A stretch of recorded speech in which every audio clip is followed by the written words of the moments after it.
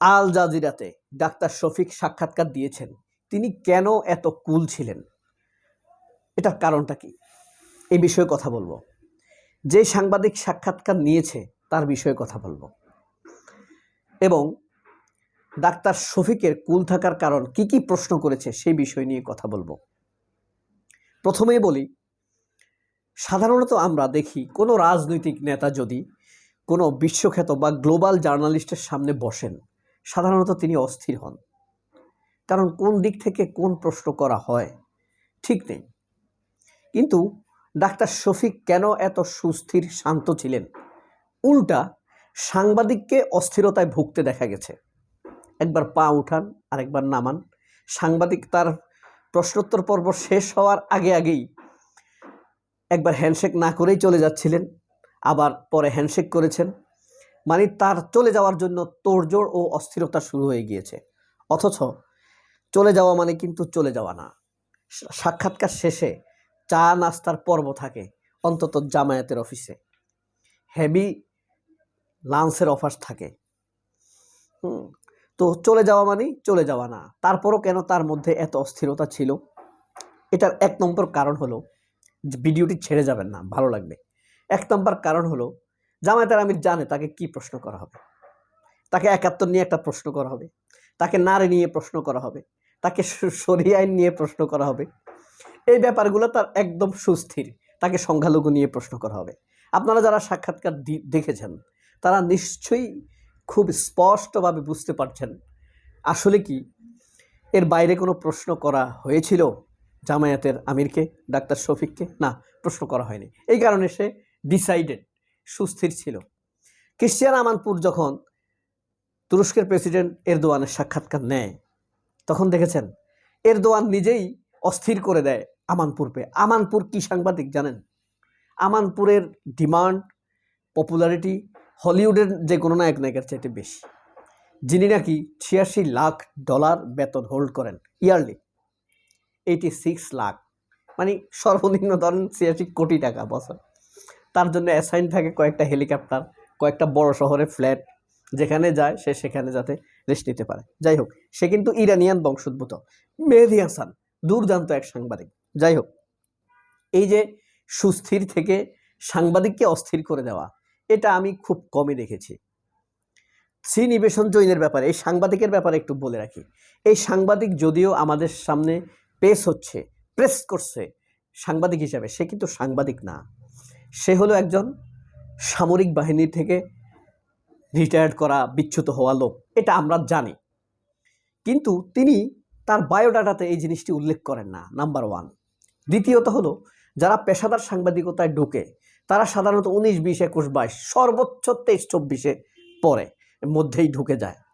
Accidental 2-1টা হইতে পারে, কিন্তু সে সাংবাদিকতা ঢুকেছে অনেক দেরিতে। এটা একটা বিষয়। সে অর্থাৎ বাই বন্ড সাংবাদিক না আসে, অর্থাৎ সাংবাদিকতা তার মটো না। সে সামরিক বাহিনীর লোক, গোয়েন্দা বিভাগের লোক। ভারতের সাংবাদিকতা করে তথ্য সংগ্রহ করা সহজ। বিভিন্ন লেভেলের, বিভিন্ন ধরনের নেতা নেতৃত্বের বা বিভিন্ন ধরনের মানুষের সাথে সাক্ষাৎ করা সহজ। এই কারণে সাংবাদিকতার পেশা হিসেবে তাকে হয়তোবা সামরিক বাহিনী থেকে অ্যাসাইন করেছে। এটার জন্য বাংলাদেশের একটা উদাহরণ দেয়। বাংলাদেশের আবু রুশদ নাম শুনেছেন? আমার দেশ যখন আগের বার বন্ধ হয়ে যায়, সেই পত্রিকায় তিনি ছিলেন বিশেষ রিপোর্টার। ক্যাপ্টেন আবু রুশদ, খুব লম্বা, চিনবেন, উনি খুব পপুলার মানুষ। গোয়েন্দার বই লিখছে বাংলাদেশে, কিভাবে ভারতীয় বাংলাদেশে কাজ করে। অনেক সুন্দর সুন্দর বই আছে তার, লেখাও ভালো। তিনি একটা বিখ্যাত রিপোর্ট করেছিলেন আমার দেশ পত্রিকায়, তত্ত্বাবধায়ক সরকার বিদেশিদের ব্রেন চাইল্ড, পশ্চিমাদের ব্রেন চাইল্ড, 111-এর খুব বিখ্যাত হেডিং। তো এই যে আবু রুশদের এক্সাম্পল, ভ্লাদিমির পুতিন, রাশিয়ার প্রেসিডেন্ট, দেখেছেন না? সে কিন্তু রোনাল্ড রিগানের সাক্ষাৎকার নিছে সাংবাদিক হিসাবে। সবাই জানে সাংবাদিক, কিন্তু আসলে সে কেজিবির উচ্চপদস্থ কর্মকর্তা, রাশিয়ান গোয়েন্দা বিভাগের উচ্চপদস্থ কর্মকর্তা। এই শ্রীনিবেশন জৈন অ্যাটিটিউড, ভদ্রতা এবং তার চাহনি আপনি দেখলেই বুঝতে পারবেন সে গতানুগতিক সাংবাদিক না, সে অ্যাসাইন্ড সাংবাদিক। এটা বোঝাই যাচ্ছে। এটিকেট জানে না, ভদ্রতাও খুব একটা নাই তার অ্যাটিটিউডে। তার বডির মধ্যে কিন্তু কোনো ভদ্রতা নাই। ভিতরে কতটা তার এটিকেট সেটা আপনারাই ভালো জানেন, দেখলেই বুঝতে পারবেন। সে কিন্তু জয়ের সাক্ষাৎকার নিয়েছে। এখন কথা হলো, জামায়াতের কোনো নেতাকে, নীতি নির্ধারণী নেতাকে সাংবাদিকরা পেলে কি প্রশ্ন করবে এটা আমরা খুব ভালো করে জানি। ৭১ নিয়ে প্রশ্ন করবে, নারী নিয়ে প্রশ্ন করবে, গঠনতন্ত্র নিয়ে প্রশ্ন করবে, শরিয়া আইন নিয়ে প্রশ্ন করবে এবং শিবির নিয়ে প্রশ্ন করবে। এর বাইরে আর কোনো কিছু নাই। দেখেন, এই শ্রীনিবাসন যৌন না, সেক্স না, জৈন। আর ইংরেজিতে লেখে জাইন, ZAIN, যেটা মুসলমান, ইরানের মুসলমানরা লেখে। হ্যাঁ, ইরানের মুসলমানরা জাইন শব্দটা ব্যবহার করে, জাইন। একজন গায়কও আছে এই নামে কিন্তু। হ্যাঁ, তো এই যে ইংরেজিতে এই শ্রীনিবাসনও জাইন লেখে, কিন্তু শ্রীনিবাসন যৌন না, সেক্স না। তো এই যে মুক্তিযুদ্ধ, ৭১, তারপরে আপনার ওয়ার ক্রাইম, নারী নেতৃত্ব, হ্যাঁ, জামায়াতের আমির মহিলারা হতে পারবে কিনা, এর বাইরে কিন্তু জামায়াতেরকে সাধারণ বিরুদ্ধবাদী সাংবাদিকরা প্রশ্ন করতে পারে না। এখানে কিন্তু একটা ফ্যাক্ট, সব আপনি বুঝতে পারবেন কি প্রশ্ন করবে তাকে। আশ্চর্য ব্যাপার হলো, এই শ্রীনিবাসন জৈন জামায়াতের আমিরকে ২৪-এর নিপীড়ন নিয়ে প্রশ্ন করে নাই, ২৪-এর বিচার নিয়ে প্রশ্ন করে নাই। খেয়াল করেছেন আপনারা? ২৪-এর বিচার নিয়ে কোনো প্রশ্ন করে নাই, গণহত্যা নিয়ে প্রশ্ন করে নাই, শেখ হাসিনার বিচার নিয়ে প্রশ্ন করে নাই। শেখ হাসিনার বিচারকে সুন্দরভাবে কার্যকর করার জন্য তার কি ভূমিকা, এই প্রশ্ন করা হয় নাই।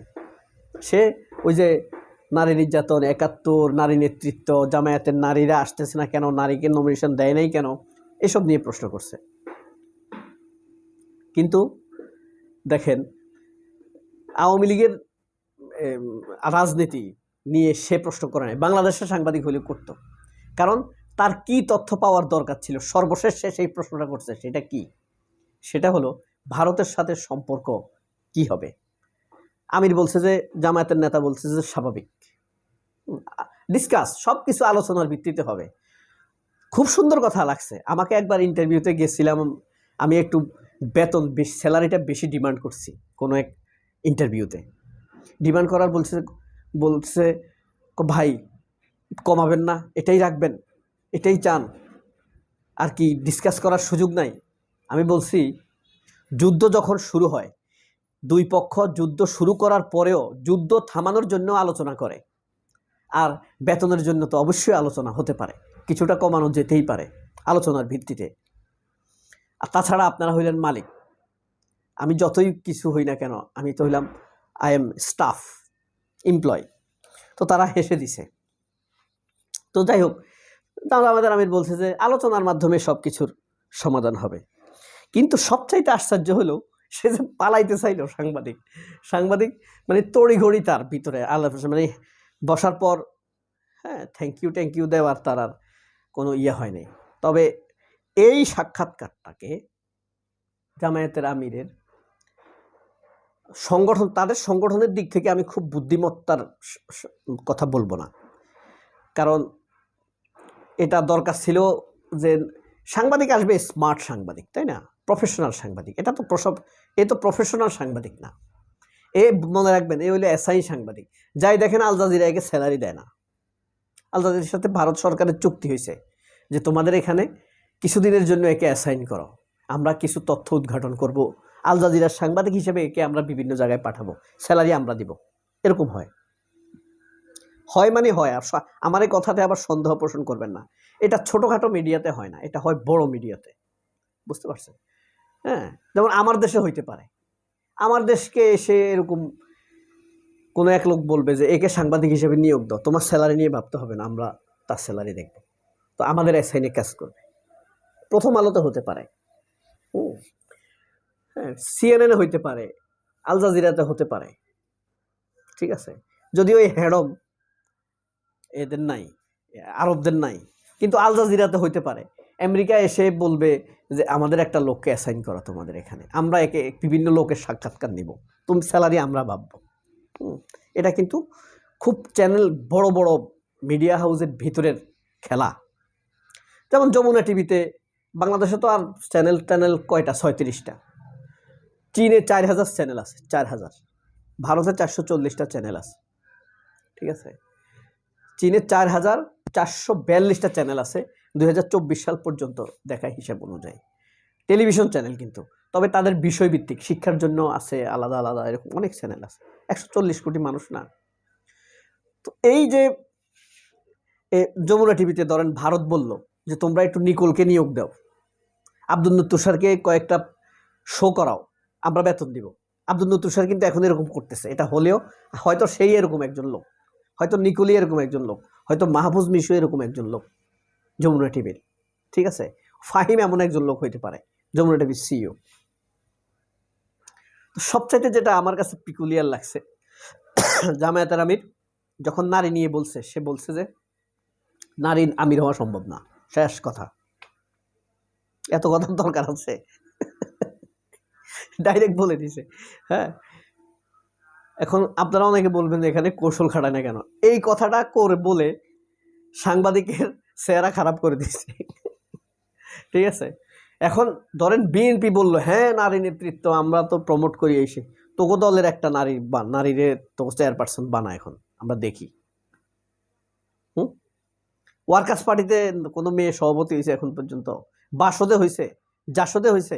বড় বড় কথাই বলস তোরা, তোরা হইলো প্রতারক। আর জামাতের আমি সত্য কথা বলছি, সোজা কথা, ঠিক আছে? তোদের নারীদের চাইতে জামাতের নারীরা অনেক পেশাদার, অনেক মেধাবী, অনেক হাই লেভেলে জব করে, বিজনেস করে, অনেক বড় উদ্যোক্তা। তোরা তো গাঁজা খাস, তাই না? সবাই অনেক ভালো থাকবেন। আল্লাহ হাফেজ, আসসালামু আলাইকুম।